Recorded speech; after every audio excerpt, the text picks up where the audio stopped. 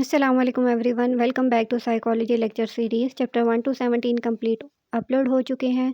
Currently हम psychology की major field के बारे में बात कर रहे हैं, जिसको क्लिनिकल साइकोलॉजी कहते हैं। क्लिनिकल साइकोलॉजी के most important part psycho diagnosis को DSM-5 TR के थ्रू अंडरस्टैंड करते हैं। फर्स्ट कैटेगरी ऑफ डिसऑर्डर्स को न्यूरो डेवलपमेंटल डिसऑर्डर्स कहते हैं, जो कि अर्ली डेवलपमेंटल पीरियड में स्टार्ट होते हैं। Intellectual developmental disorders, communication disorders, autism spectrum disorder, attention deficit hyper activity disorder and specific learning disorder हम डिटेल में पढ़ चुके हैं, जिसमें इनका diagnostic criteria, causes and risk factors के साथ साथ हमने ट्रीटमेंट प्लान को भी डिस्कस किया है। करंटली हम मोटर डिसऑर्डर्स पे बात कर रहे हैं। मोटर डिसऑर्डर्स को 3 कैटेगरीज में डिवाइड किया गया है: developmental coordination disorder, stereotypic movement disorder and tic disorder. Developmental coordination disorder and stereotypic movement disorder हम डिटेल में पढ़ चुके हैं। आज हम थर्ड कैटेगरी स्टार्ट करने जा रहे हैं, जिसको टिक डिसऑर्डर कहा जाता है।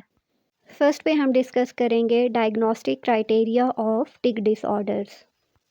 टिक डिसऑर्डर्स की डेफिनेशन अगर पहले डिस्कस करें तो tic is a sudden, rapid, recurrent, non rhythmic motor movement और वोकलाइजेशन होता है। फॉर एग्जांपल, सडन अचानक से होगा, रैपिड यानी क्विकली, ब्रीफ होगा और very short period of time के लिए होगा, देन रिकरेंट होगा, repeat again and again over time. For example, behaviour थोड़े टाइम के लिए स्टॉप हो जाएगा, लेकिन फिर से वो थोड़े टाइम बाद रीअपियर होगा। ठीक है। Then non rhythmic motor movement यानी इरेगुलर मोटर मूवमेंट्स होंगी, वेरिंग इंटरवल्स के बाद होंगी, कोई फिक्स टाइम पीरियड नहीं होगा। देन वोकलाइजेशन में थ्रोट क्लियरिंग जैसे बार बार करना, स्निफिंग एंड कफिंग वगैरह इन्वॉल्व होता है। टिक डिसऑर्डर्स को फर्दर 3 कैटेगरीज में डिवाइड किया गया है। First one is Tourette's disorder, second one is persistent chronic motor और vocal tic disorder and the third one is provisional tic disorder. अब वन बाय वन इन डिसऑर्डर्स को discuss करते हैं। First one is Tourette's disorder. Tourette's disorder में criteria A is both multiple motor and one और more vocal ticks का होना ज़रूरी है। ठीक है। अब ज़रूरी नहीं है कि दोनों सेम टाइम पे हों, बट ड्यूरिंग द इलनेस दोनों का होना ज़रूरी है, बेशक वो डिफरेंट टाइम पे हों। क्राइटेरिया बी इज़ टिक्स जो हैं वो वैक्स एंड वेन होते हैं, मीन्स इनकी फ्रीक्वेंसी और इंटेंसिटी टाइम के साथ साथ इंक्रीज़ या डिक्रीज़ होती रहती है, बट ये प्रेजेंट होने चाहिए for more than 1 year since first tic onset.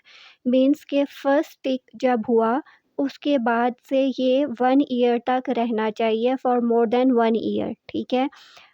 Criteria C is onset is before age 18 years. ठीक है। यानी ये बहुत वोकल या मोटर टिक्स जो हैं वो 18 ईयर से पहले पहले उनका ऑनसेट होना चाहिए।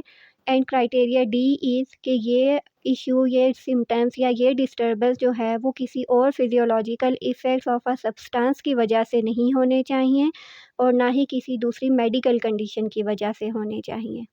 इन शॉर्ट, टोरेट्स डिसऑर्डर्स में वो मोटर और वोकल दोनों टिक्स प्रेजेंट होते हैं।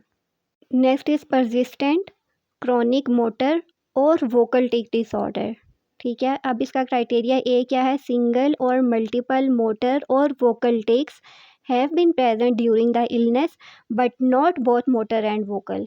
ठीक है। टॉरेट्स में हमने क्या पढ़ा था कि बोथ मोटर एंड वोकल का प्रेजेंट होना ज़रूरी है, लेकिन जो परसिस्टेंट या क्रॉनिक होते हैं उनमें या तो मोटर होंगे या फिर वोकल टिक्स होंगे, दोनों नहीं होंगे। अगर दोनों होंगे तो ये टॉरेट्स डिसऑर्डर बन जाएगा।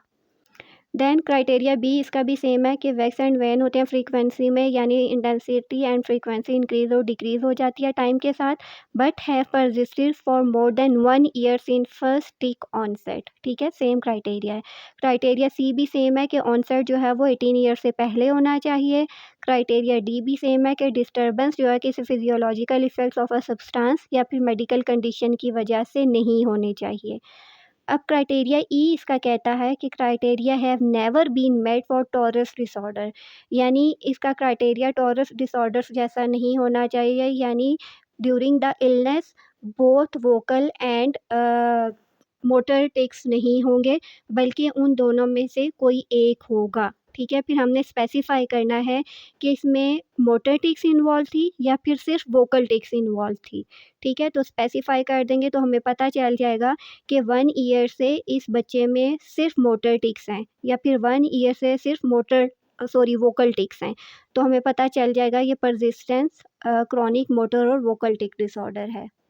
Third category is provisional tic disorder. Criteria A is single और मल्टीपल मोटर और वोकल टिक्स।